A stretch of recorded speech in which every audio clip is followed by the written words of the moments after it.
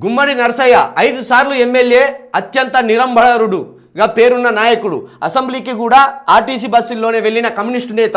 పేదలు, బడుగులు, ఆదివాసీ జనం పక్షాన కొట్లాడిన ఎర్రజెండా యోధుడు. అంతటి నేతను రేవంత్ సర్కార్ ఘోరంగా అవమానించింది. ఏళ్లుగా ప్రజా ఉద్యమంలో ఉన్న పెద్దాయన్ను సెక్రటరియట్లోకి అడుగు పెట్టకుండా అడ్డుకుంది. కమ్యూనిస్టులతో కలిసి ఎన్నికలకు వెళ్ళిన కాంగ్రెస్ ఇప్పుడు ఆ పార్టీ నాయకులనే అవమానించడం చర్చనీయాంశంగా మారింది. నిరాడంబరుకి నిలువెత్తు అవమానం. గుమ్మడి నరసయ్యను అవమానించిన రేవంత్. గంటల తరబడి వెయిట్ చేసిన నో అపాయింట్మెంట్. ఇంటికి వెళ్ళిన సెక్రటరియట్ వెళ్ళినా దొరకని సీఎం. కుదరదని చెప్పి పంపేస్తున్న సిబ్బంది. రైతు సమస్యలపై వినతి పత్రం ఇవ్వడానికి వెళ్ళిన మాజీ ఎమ్మెల్యే రేవంత్ ముఖ్యమంత్రి అయినప్పటి నుంచి ప్రయత్నిస్తున్న 5 సార్లు ఎమ్మెల్యే అయినా నాకే సీఎం దొరక్కపోతే ఎలా? తీవ్ర ఆవేదన వ్యక్తం చేసిన కమ్యూనిస్టు నేత. ఇప్పటికీ సైకిల్ మీద పోతాడు. 5 సార్ల ఎమ్మెల్యే గెలిచిండు. భద్రాచలం కావచ్చు, 5 సార్లు ఎమ్మెల్యే గెలిచిండు.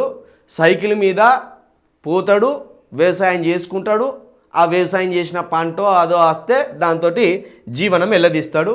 ఇంకా ఇప్పటికి కూడా అప్పుడు ఎమ్మెల్యేగా ఉన్నప్పుడు ఆర్టీసీ బస్సుల్లోనే అసెంబ్లీకి వచ్చేవారట. ఇప్పుడు మామూలుగా ఉన్న 5 సార్ల ఎమ్మెల్యే అంటే మామూలు ముచ్చట. చిన్నగా వార్డ్ నెంబర్ అయితేనే ఆగం. ఒంటి మీదకి తెల్ల చొక్కా, 4-5 వేసుకుంటారు. ఇక పంచాయతీలు మొదలు పెడతారు, సెటిల్మెంట్లు చేస్తారు. ఈయన చూడు రాదుకి ఇప్పుడు ఇక్కడ హత్యకు గురైన ఆయన భార్య కౌన్సిలర్, ఆయనే అంత రాష్ట్ర వ్యాప్తంగా సంచలనం అయిపోయాడు. మరి 5 సార్లు ఎమ్మెల్యే అంటే ఇంక ఎట్లుంటుందో చూసుకోరు. కానీ మొత్తం ఒక తగ్గింపుతోటి ఎంత నెమ్మది మనిషి అంటే అంత నెమ్మది మనిషి. ఇక ఈయనే నిన్న ముఖ్యమంత్రి గారిని కలిసి రైతు సమస్యల మీద వినతి పత్రం ఇద్దామని ఇటు సచివాలయానికి పోతే సచివాలయం కాడ లేడని పంపిస్తారట సిబ్బంది. అటు సీఎం ఇంటికి పోతే అక్కడ లేదని అక్కడ సిబ్బంది గెంటేస్తారట. అటు నుంచి ఇటు కమాండ్ కంట్రోల్ రూమ్ దగ్గరికి పోతే అక్కడ లేడని గెంటేస్తారట. మరి ఎక్కడికి పారిపోయిండు సీఎం గారు? ఏదన్నా వేరే దేశం పోయిండా? ఢిల్లీకి పోయిండా? ఏడికి పోలే, ఇక్కడనే ఉన్నాడు హైదరాబాద్లో. కానీ ఈయనకు అపాయింట్మెంట్ ఇవ్వద్దు. ఎందుకంటే ఇప్పుడు కమ్యూనిస్ట్ వాళ్ళు కూడా కాంగ్రెస్కు వ్యతిరేకమైపోయారు.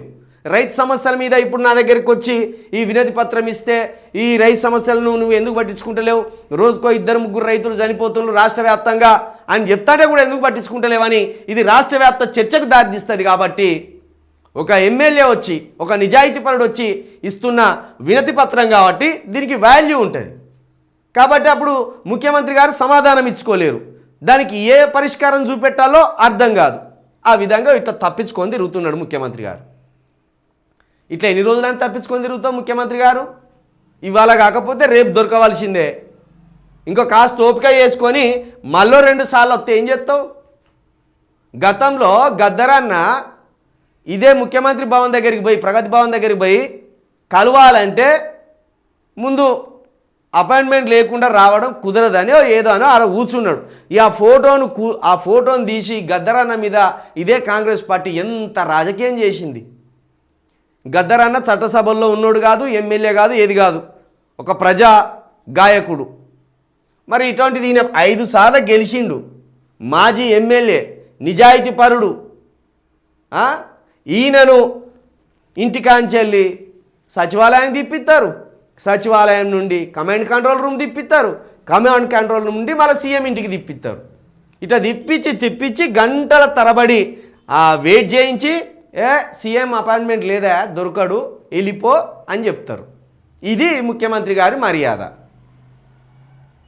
ఇది మాజీ శాసనసభ్యులకు ముఖ్యమంత్రి గారు ఇచ్చే గౌరవం.